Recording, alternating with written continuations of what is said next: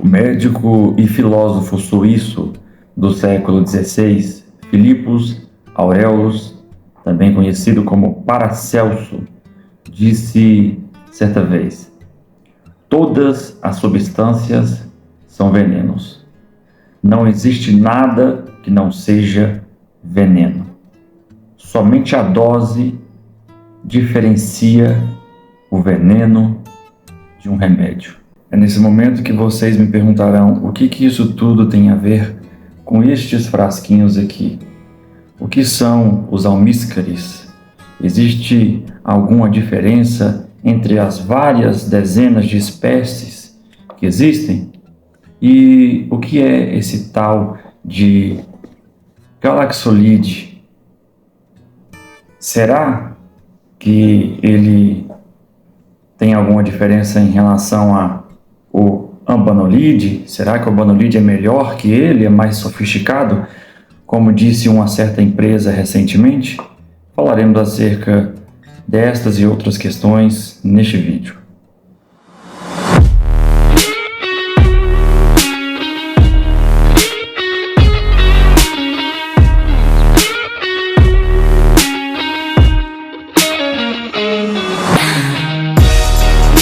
Damas e cavalheiros, vamos direto ao ponto. O que é o musk? O musk, ou almíscar, é uma referência direta ao cervo almiscarado. É retirada dele uma glândula, e essa glândula é útil para a perfumaria exatamente por trazer essas facetas que nós vemos hoje no musk sintético. O almíscar ou o musk removido do cervo almiscarado, ele traz nuances que podem remeter a algo polvoroso, algo quente, nuances fecais, traços sujos urínicos, aspectos até mesmo achocolatados e diversas outras facetas. Hoje nós vemos na perfumaria ele sendo utilizado de maneira não tão popular. E essa glândula, ela tem a seguinte característica: parte dela apresenta ali os pelos do animal e outra parte ela não tem esses pelos. Inclusive, as glândulas que são vendidas falsificadas, essas glândulas que são chamadas de vagem, elas são vendidas falsificadas, e é fácil perceber nas falsificadas essa característica diferenciando elas, né? Como vocês podem ver aí na imagem, a autêntica tem uma metade com os pelos, outra metade sem os pelos, ao passo que a falsificada é completamente envolvida pelos pelos do animal.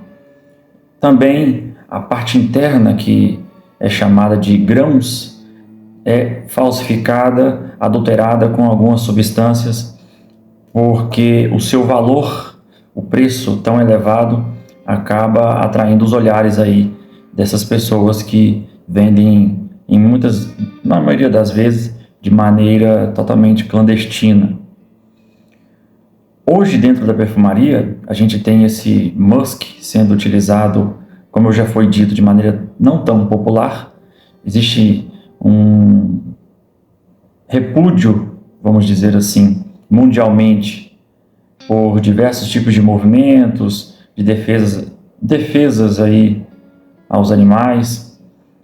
Inclusive, ele é um animal protegido, é proibida a caça predatória dele, com esse fim de remoção dessa glândula, mas hoje é possível encontrar em algumas fontes, por exemplo, uma fonte russa ou uma outra fonte indiana, é possível encontrar aí a venda dessas vagens do musk, e, portanto, é falsa aquela ideia de que o musk natural ele foi totalmente extinto da perfumaria.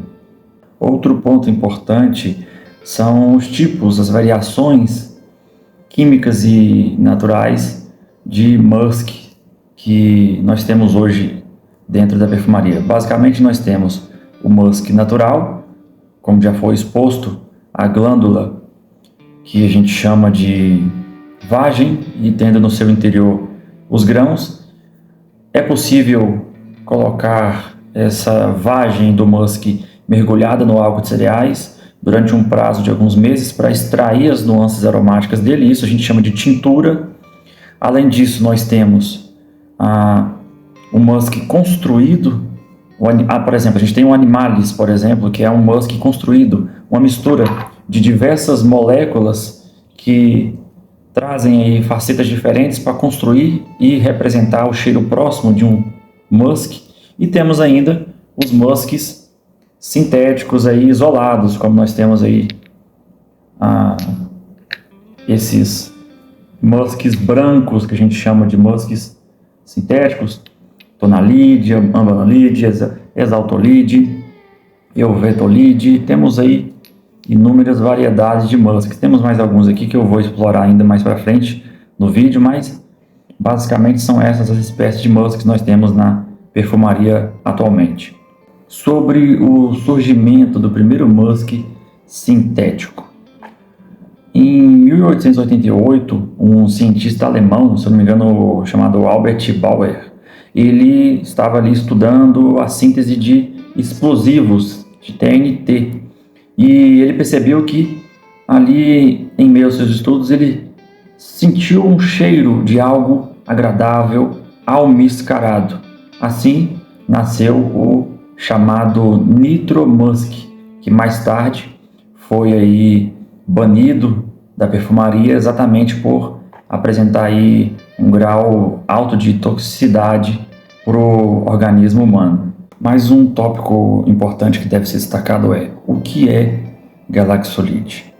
O galaxolide é um químico aromático que é utilizado não só dentro da perfumaria, mas também em diversas outras áreas, mundialmente falando. Nós temos essa molécula sendo utilizada dentro do universo da perfumaria, mas ela também é bastante popular. Assim como os outros almíscares, o uso dele é bastante popular na produção de amaciantes, na produção de sabonetes, detergentes, etc.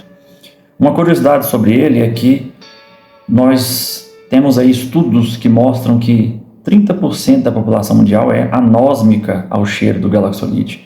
O que isso significa? Significa que 30% das pessoas, ao colocar o nariz diante da molécula de galaxolide, não perceberão a presença dele, não perceberão as suas facetas, seja num perfume, seja num amaciante de roupas ou num sabonete, etc. Sobre a diferença entre as diversas espécies de almíscares. Recentemente, uma determinada empresa fez uma publicação dizendo que, em alguns casos, utiliza, por exemplo, a Banolide no lugar de galaxolide, abre aspas, porque a Banolide é mais sofisticado do que galaxolide. Mas será que isso é verdade? Será que a Banolide é mais sofisticado que galaxolide? Será que entre todos os almíscares existe algum que é mais sofisticado do que o outro? Será que existe algum que é melhor, tem mais qualidade do que o outro? A verdade é que cada um tem sua própria característica, mas nenhum é melhor ou mais sofisticado que o outro. Isso é conversa para boi dormir. Nós temos, por exemplo, o Ambanolide, que é terroso, metálico e ceroso, por exemplo. Para um perfumista que quer criar o perfume com essas características, ele utilizará este tipo de almíscar, terroso, metálico e ceroso, além das características de limpeza, etc. Se o perfumista quiser trazer características abaunilhadas no musk, ele vai usar o musk tea ou etileno brazilato, que é outro tipo de musk. Se o perfumista quiser trazer nuances do almíscar frutado, com nuances até de pera, ele usará outro almíscar, Euvetolide.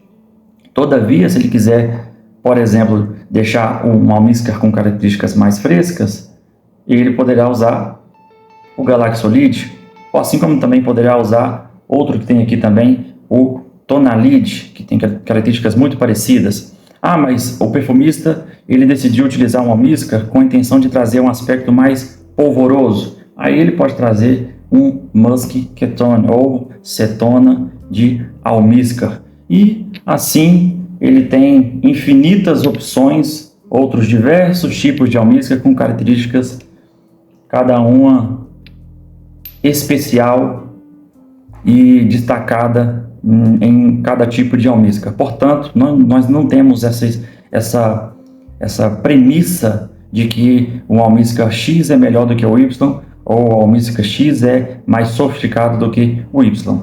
Cada almíscar tem a sua característica própria e vai cumprir uma devida finalidade. Além do cheiro, o almíscar pode desempenhar algum outro tipo de função dentro do perfume? É possível, por exemplo, o galaxolide ou outra molécula, por exemplo, pode ser utilizada sim com outra finalidade além do cheiro, além da questão da construção de um acorde, por exemplo. É possível o perfumista utilizar o galaxolide na fragrância com a intenção de segurar algumas notas, por exemplo, mais voláteis, notas ali de saída que saem com maior velocidade, que desaparecem com maior velocidade. Ou seja, o galaxolide ele pode acabar, entre aspas, atrasando o processo de liberação de algumas notas que, sem ele, poderiam desaparecer com maior rapidez. É claro, tudo tem um preço. Se uma hiperdose for colocada no perfume, isso daí pode prolongar, sim, a performance da fragrância, mas também irá trazer danos ao cheiro. Todos esses almíscares que foram aqui apresentados, por exemplo, musk ketone, cetona de almíscar, se for colocada uma quantidade maior, uma quantidade exacerbada, exagerada, o perfume ele terá seu cheiro totalmente alterado, esse aspecto polvoroso ficará mais destacado. Um almíscar em excesso no perfume pode deixar ele com um aspecto de sabonete mais destacado. Temos aí contratipos do Imagination que confirmam isso. Isso daí é uma consequência do abuso de musk no perfume. Além disso, nós, ao entupirmos o perfume com almíscar, seja ele qual for, nós também sacrificaremos a evolução do perfume. O perfume ficará linear, ele não terá evolução. Você borrifará ele e ele terá aquele mesmo cheiro do começo ao fim. Nós vemos aí algumas casas aí de perfumaria que apresentam claramente essa característica de linearidade. O perfume não apresenta notas de saída, não tem evolução para notas de corpo e não tem uma troca para notas de base. Do mesmo jeito que ele está lá no começo, na saída, ele permanece até o fim sem evolução. Isso é uma consequência do abuso de não só esses almíscares aqui apresentados, mas de inúmeros outros. O almíscar é o exemplo mais famoso porque é o almíscar um dos mais famosos aí, mais baratos. Por fim, vocês podem ver aí a comparação lado a lado, de um lado da fórmula original do perfume Acqua di Dio e do outro lado vocês podem ver a comparação do cromatograma, a cromatografia feita aí através de uma amostra de um contratipo aí de uma casa nacional de contratipos famosa, Mágica. Vocês podem ver aí que no original nós temos a fórmula apresentando mais ou menos quase 9% de galaxolide na fórmula e do outro lado você vê o contratipo apresentando 57,8% de galaxolide na fórmula. Temos aí claramente uma overdose de galaxolide. E um bônus para as pessoas que gostam de se basear em fatos científicos, não apenas em fofoca, não apenas em achismos. Foi feito um estudo na Dinamarca e na Alemanha, e esse mesmo estudo foi repetido 10 anos depois nos Estados Unidos. Esse estudo foi feito com algumas gestantes, e adivinhe só, mais de 90% dessas gestantes demonstraram ali a presença de galaxolide na amostra do leite materno. Também mostrou outro estudo, mais de 90% dos participantes, a presença de galaxolide no plasma sanguíneo. Então fica a dica para todos vocês aí, mamães que estão grávidas ou pensam em ter filhos, papais que pensam em um dia aí serem pais, né? Na verdade. Enfim, pensem nisso. Fixação não é sinônimo de qualidade. Esse vídeo tem muita coisa ainda que ficou para ser abordada. Pode ser abordado na parte 2, parte 3, parte 4, enfim. Sobre matérias-primas que são proibidas, matérias-primas que são apenas restritas, matérias-primas que são de uso livre. Limites impostos à lista de alergênicos, à declaração de alergênicos. A questão da Anvisa para as casas nacionais, Ambefig, Condé, Sapiência Niche, a questão dos árabes, tem muita coisa que pode ser abordada ainda além disso tudo. Esse vídeo aqui foi apenas uma introdução. Enfim, o recado é esse. Cuidem-se. Cuidem-se. Só esse que é o recado final. Cuidem-se e entendam isso. Fixação não é sinônimo de qualidade. Damas e cavalheiros, desejo a vocês todos uma excelente semana. Fiquem todos com Deus e cuidem-se.